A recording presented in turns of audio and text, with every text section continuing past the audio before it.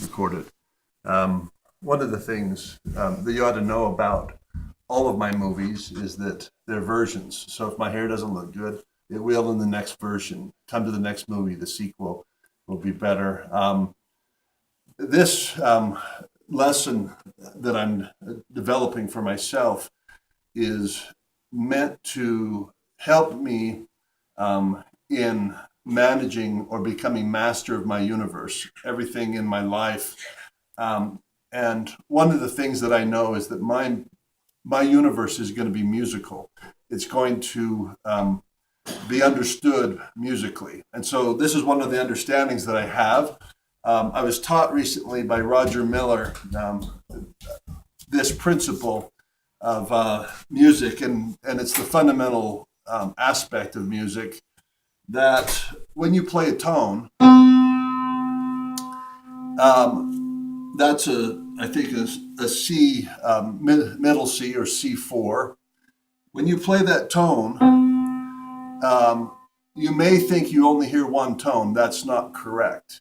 When you push on the string, there is a fundamental tone, and that's the one that you hear most easily. But that same string that you've just plucked causes a type of resonance that results in many frequencies, and they're actually higher frequencies, and so they're called overtones.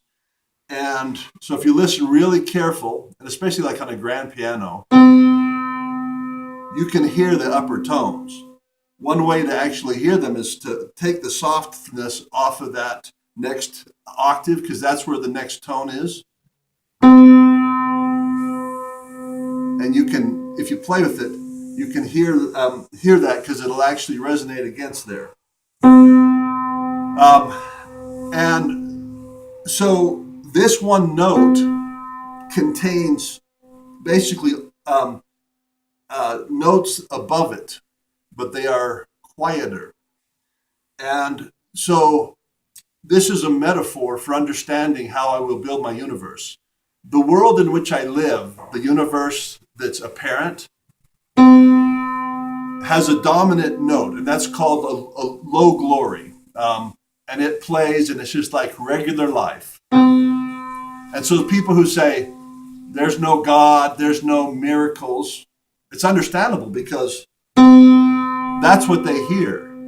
You have to listen really closely to hear that. That is actually contained in that. Well, I sometimes don't hear as much as I would like to.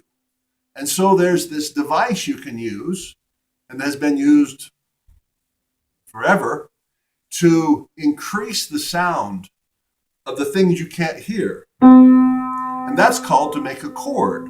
Watch what I do. Now you can hear quite clearly this and this. Once again, that is contained in that. But the higher registers, or the things of God, can be emphasized. And so if you go back in time, music, when it was written, they unashamedly would put God in the music. So if this note is a Journey song, say Still They Ride, Journey goes, well, we're going to play this. And that song may just appear to just have one level, but it actually may be in tune with higher things.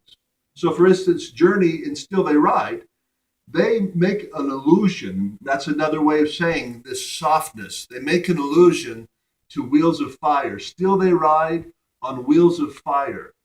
Well, wheels of fire references a scripture that refers to God about chariots of fire. And it could be whoever wrote that wanted to softly, very softly mention God. Well, in my universe, I want it louder. And once again, I'm saying there's a precedent for this. If you go back to some of the early composers, they would say, no, I want the king to hear. I want the king of all to hear, but I want the king that I'm writing this composition for to hear God in it. Well, that is what I want in my universe. Once again, the universe that I've inherited mostly is seemingly single tone. I could even go to church and it sounds like that. It's hard to hear. But when you make chords, you begin to emphasize and make explicit what was implicit. Once again, to bring it all home, in that single tone are multiple things and multiple harmonies. And then there's dissonance, and we can use that metaphor to talk about a lot of things. But the thing that I want in my universe is I want to play chords.